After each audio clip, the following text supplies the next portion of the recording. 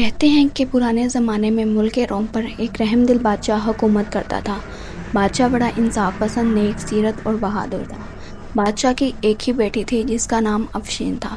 شہزادی افشین بے حد خوبصورت اور ذہین تھی۔ بادشاہ اور ملکہ اسے دیکھ دیکھ کر جیتے تھے۔ شہزادی افشین کے محل میں ایک بہت بڑا باغ تھا جس میں دور دور سے منگوائے نایاب پودے تھے۔ شہزادی پر شام کو اپنی کنیزوں کے ساتھ باغ کی سیر کرتی اور رنگ برنگی تتلیوں سے کھیلتی۔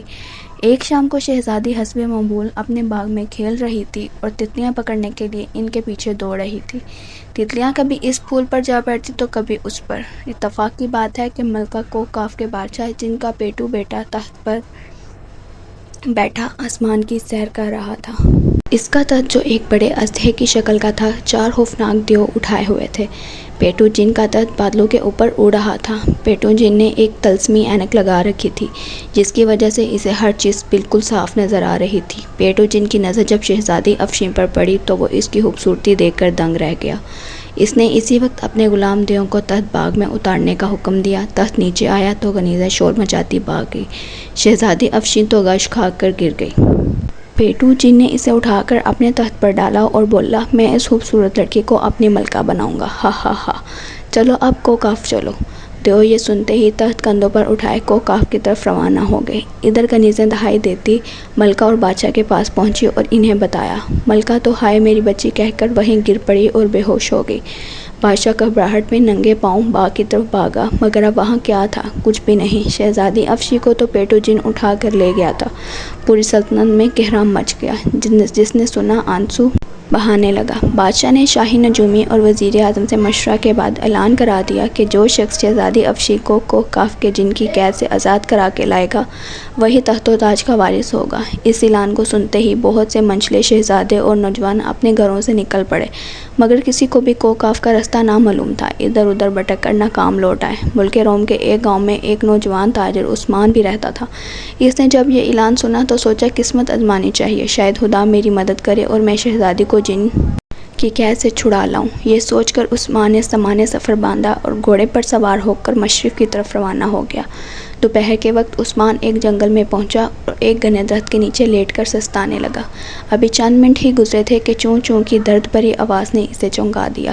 اس نے نگاہ اٹھائی تو کیا دیکھتا ہے کہ درخت کی ایک شاخ پر بیٹھی چڑیا کے گرد ایک خطرناک کالا سانپ لپٹا ہوا ہے اور اسے ڈسنا ہی چاہتا تھا۔ تاجر عثمان کو چڑیا پر بڑا رحم آیا، مگر مسئلہ یہ تھا کہ چڑیا کو بچایا کس طرح جائے۔ جتنی دیر میں وہ درخت پر چڑھتا سامنے چڑیا کو ڈس لینا تھا۔ سوچتے سوچتے عثمان کے ذہن میں ایک ترکیب آ گئی۔ اس نے جلدی سے گھوڑے کی زین سے لٹکی ڈال اتاری۔ ڈال شیشے کی طرح چمکدار تھی۔ عثمان نے ڈال کو زمین پر اس طرح رکھا کہ اس کا رخ درخت پر بیٹھے سانپ کی طرف ہو گیا۔ کالے سانپ نے جب چمکتی ڈال میں اپنا عکس دیکھا تو سمجھا کوئی اور سانپ آ گیا ہے۔ وہ بڑے غضبناک انداز میں پھن پھیلا کر پھنکارنے لگا۔ تاجر عثمان نے بڑی پھرتی سے کمان میں تیر جوڑا اور اللہ کا نام لے کر چھوڑ دیا۔ سنسناتا ہوا تیر سیدھا سانپ کے پھن میں لگا اور سانپ تڑپ کر مر گیا۔ چڑیا بچ گئی اور پھر سے اڑ کر تاجر کے سامنے آ بیٹھی، مگر یہ کیا، عثمان کے سامنے تو ایک حسین پری مسکرا رہی تھی۔ پری نے کہا، اے آدمزاد، تمہارا بہت بہت شکریہ، تم نے میری جان بچائی۔ میں پریوں کی ملکہ کی خاص کنیز ہوں۔ آج چڑیا بن کر سیر کو نکل کر اس سانپ کے ہتھے چڑھ گئی۔ اگر تم نہ آتے تو اس موذی نے مجھے مار ڈالنا تھا۔ عثمان نے ہنس کر کہا، اے پری، یہ ہر انسان کا فرض ہے کہ وہ جانوروں پر رحم کرے اور ان کی مدد کرے۔ پری خوش ہو کر بولی، تم بہت اچھے انسان ہو، بولو میں تمہاری کیا مدد کر سکتی ہوں؟ عثمان نے کہا، میں روم کی شہزادی افشین کو جن کی قید سے آزاد کرانے کوکاف جا رہا ہوں۔ اگر تم مجھے کوکاف تک نیچے کا رستہ بتا سکو بڑی مہربانی ہوگی۔ پری یہ سن کر سوچ میں پڑ گئی، پھر کہنے لگی، یہ تم نے بڑا مشکل کام کا بیڑا اٹھایا ہے، لیکن بہادر لوگوں کے لیے کوئی کام مشکل نہیں ہوا کرتا۔ یہ لو، یہ آم رکھ لو اور اس جنگل کے جنوبی حصے میں موجود برگد کے پرانے درخت کے نیچے پہنچ کر آم کو چیر دینا۔ اس درخت کے نیچے بونو کی بستی ہے، وہ آم کھانے کے بے حد شوقین ہیں۔ وہ تم سے آم مانگیں گے، مگر تم ہرگز نہ دینا، اور کہنا اگر بونا بادشاہ میرے ساتھ کوکاف تک چلے تو میں آم دوں گا۔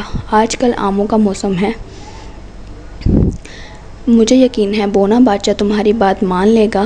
اس کے بعد تمہیں کیا کرنا ہے یہ بونا بادشاہ ہی بتائے گا۔ عثمان نے پری کا شکریہ ادا کیا تو اس نے اپنا ایک پر توڑ کر تاجر کو دیا اور کہا جب بھی تم کسی مشکل میں پھنس جاؤ تو اس پر کو اپنے بالوں میں لگانا، میں تمہاری مدد کو پہنچ جاؤں گی۔ اچھا، خدا حافظ۔ پری چلی گئی تو تاجر عثمان اٹھا، گھوڑے پر بیٹھ کر برگد کے درخت کی طرف چل دیا۔ وہاں پہنچ کر اس نے ہدایت کے مطابق آم کو چیر دیا اور چیرا تو ہر طرف آم کی خوشبو پھیل گئی۔ یہ خوشبو بونو کی بستی میں پہنچی تو سارے بونے بے قرار ہو گئے اور بونے بادشاہ کے ہمراہ باہر نکل آئے۔ بونے بادشاہ نے للچائی ہوئی نظروں سے آم کی طرف دیکھتے ہوئے کہا، اے آدمزاد، تم کہاں سے یہ آم لے آئے ہو؟ ہمیں بھی کھانے کے لیے آم دو۔ عثمان غصہ سے بولا، چلو بھاگو یہاں سے، میں تمہیں آم کا چھلکا بھی نہیں دوں گا۔ ہاں، ایک شرط مان لو تو تم سارا آم دے سکتا ہوں۔ بونے بادشاہ نے جلدی سے کہا، شرط بتاؤ۔ عثمان بولا، تمہیں میرے ساتھ کوکاف تک جانا ہوگا، اگر راضی ہو تو یہ آم تمہارا ہے۔ بونے نے جواب دیا، مجھے تو کوکاف تک جانے کا رستے کا علم ہی نہیں۔ ہاں، یہاں سے 4 کوس دور ایک ہونہار جادوگرنی رہتی ہے، اسے پتہ ہے، مگر وہ انسانوں کا خون پی جاتی ہے اور گوشت بھون کر ہڑپ کر جاتی ہے، ہڈیاں تک چبا جاتی ہے، لیکن ایک بات ہے، وہ مارنے سے پہلے ہر انسان سے 3 سوال پوچھتی ہے اور جو صحیح جواب دے اسے چھوڑ دیتی ہے، مگر آج تک کوئی انسان اس کے سوالوں کے درست جواب نہیں دے سکا۔ صرف میں ان سوالوں کے جواب جانتا ہوں۔ پھر تو تمہیں میرے ساتھ ضرور جانا ہوگا، ورنہ آم نہیں ملے گا۔ بونا بادشاہ مان گیا۔ عثمان نے آم بونو کے حوالے کر دیا۔ ساری بستی آم پر ٹوٹ پڑی اور اسے چٹ کر گئی۔ اب عثمان نے بونے بادشاہ کو جو سائز میں انسانی انگلی کے برابر تھا اٹھا کر جیب میں ڈالا اور آگے چل پڑا۔ جب وہ جادوگرنی کے علاقے میں پہنچا تو جادوگرنی تاجر کو دیکھ کر خوش ہو گئی اور شیطانی کہکا لگا کر بولی، واہ واہ، آج خوب تگڑا شکار ہاتھ آیا ہے۔ اے انسان، میں تمہیں پانی میں ابال کر تمہاری یخنی پی جاؤں گی۔ عثمان تو کانپ اٹھا۔ جادوگرنی کی شکل تھی بھی بڑی بھیانک۔ یہ لال لال باہر کو نکلی ہوئی آنکھیں، پہلے پیلے زرد دانت اور کالا سیاہ رنگ۔ اس کی گود میں ایک مینڈک بیٹھا پھدک رہا تھا جس پر ہاتھ پھیرتے ہوئے جادوگرنی اسے چوہے کھلا رہی تھی۔ جادوگرنی کی بات سن کر عثمان ہمت کر کے بولا، اے جادوگرنی، تم نے اعلان کر رکھا ہے کہ جو تمہارے 3 سوالوں کا جواب دے دے گا اسے چھوڑ دوں گا۔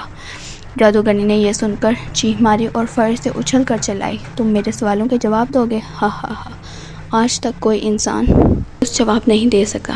ہا ہا ہا۔ جادوگرنی کا کہکا بڑا بھیانک تھا۔ اس کا محل لرزنے لگا۔ مینڈک اس کی گود سے اچھل کر پڑے جا گرا۔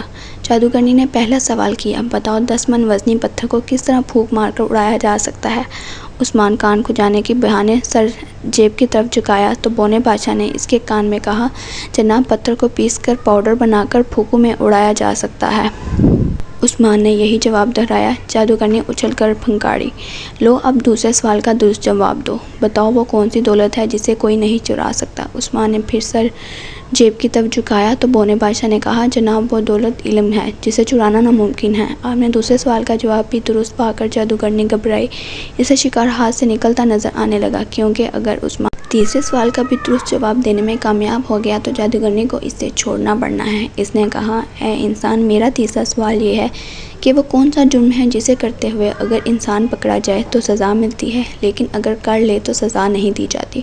عثمان یہ سن کر چکرا گیا، مگر بونے بادشاہ نے اسے جواب بتایا۔ عثمان نے کہا، وہ جرم خودکشی ہے۔ جادوگرنی نے زور سے دوتر مارا اور چیخی، افسوس!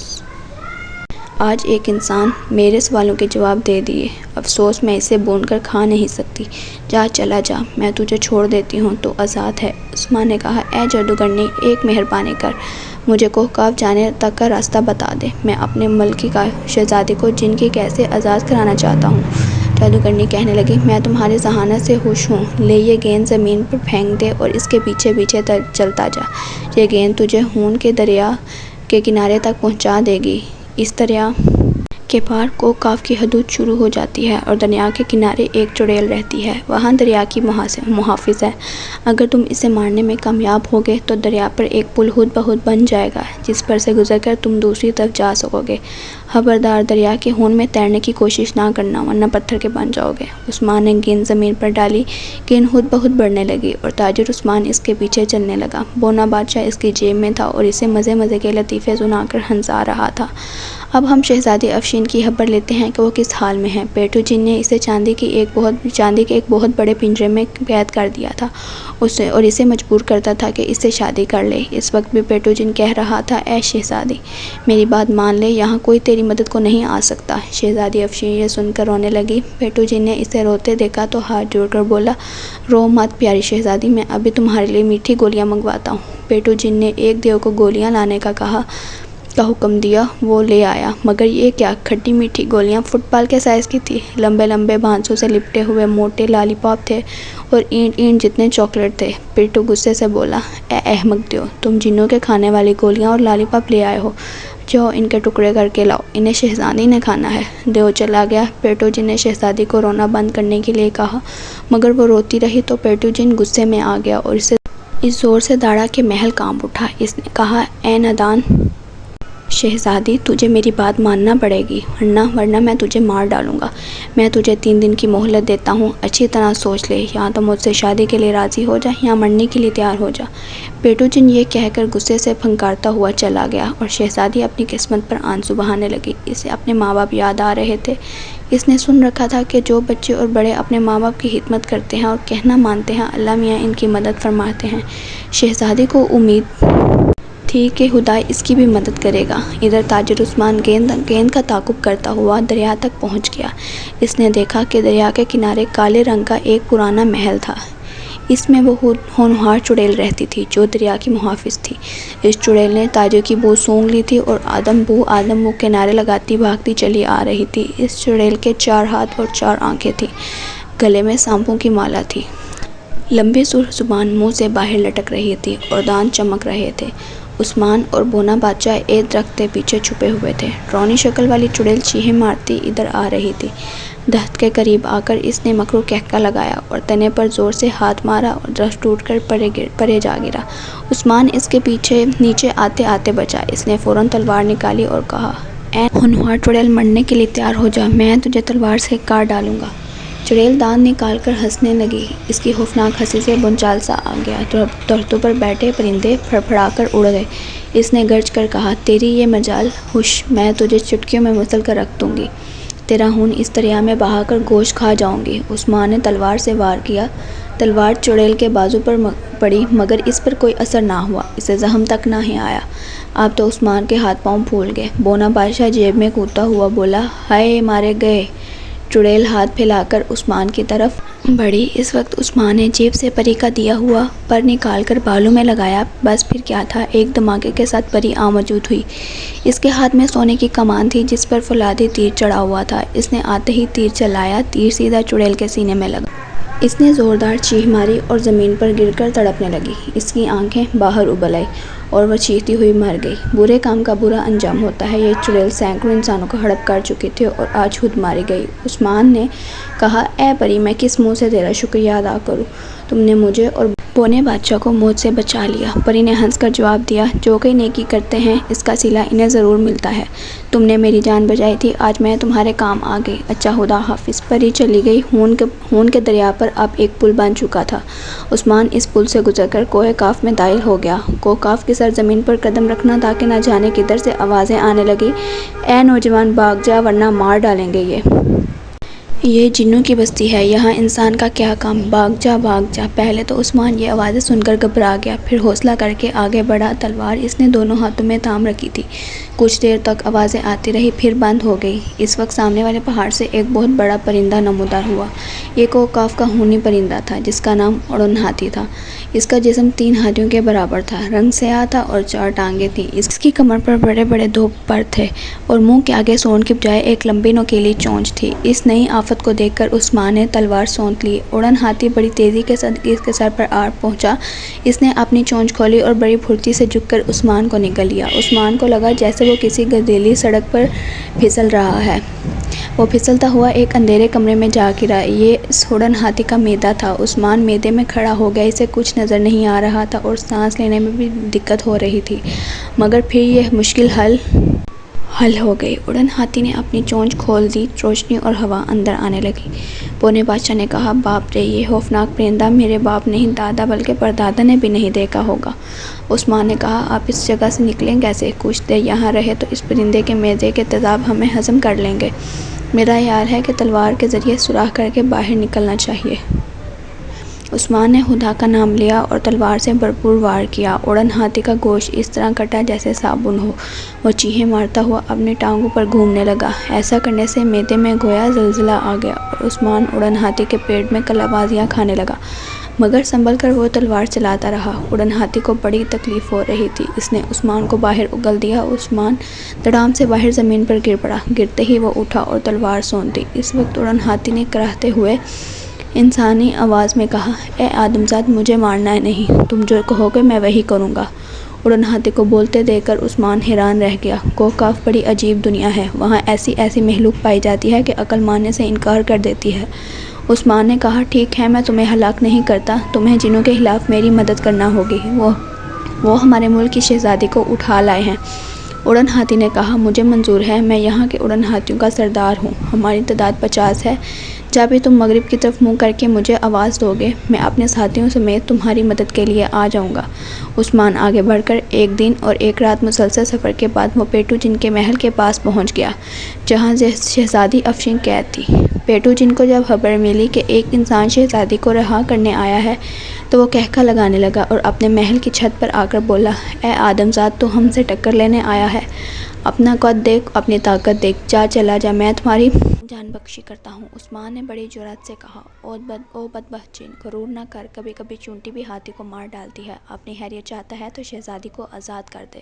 پیٹو جن تو غصے میں آ کر پھنکارنے لگا۔ اس نے اپنے غلام دیو کو حملہ کرنے کا حکم دیا۔ عثمان نے اسی وقت مغرب کی طرف منہ کر کے پوری طاقت سے کہا، اے اڑن ہاتھیوں، میری مدد کے لیے آؤ۔ فوراً اڑن ہاتھیوں کی جتھے آسمان پر نمودار ہوئے، ہر طرف اندھیرا سا چھا گیا۔ اڑن ہاتھیوں نے اپنی چونچوں میں کئی من کے پتھر دبوچ رکھے تھے۔ انہوں نے اڑتے ہوئے یہ پتھر دیو پر پھینکنا شروع کر دیے۔ ایک دیو کی چمکتی ٹنڈ پر پتھر پڑا تو وہ تربوز کی طرح پھٹ گیا اور دیو مر گیا۔ دیکھتے ہی دیکھتے میدان دیووں کی لاشوں سے بھر گیا۔ عثمان محل میں گھس گیا۔ پیٹو جن کئی گز لمبی تلوار تھامے اس کے سامنے آ گیا۔ مقابلہ شروع ہو گیا۔ پیٹو جن بڑا ماہر تلوار باز تھا۔ عثمان نے ڈٹ کر اس کا مقابلہ کر رہا تھا، مگر پیٹو جن ہار ماننے کو تیار نہ تھا۔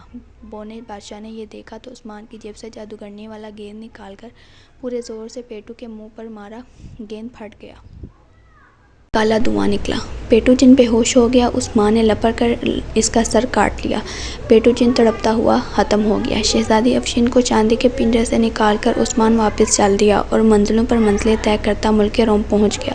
بادشاہ اور ملکہ نے جب اپنی بیٹی کو زندہ سلامت دیکھا تو خوشی سے نہال ہو گئے۔ عثمان اور شہزادی افشین کی شادی ہو گئی۔ بادشاہ نے تخت و تاج بھی عثمان کے حوالے کیا۔ عثمان نے کئی سال تک بڑے عدل و انصاف کے ساتھ حکمرانی کی۔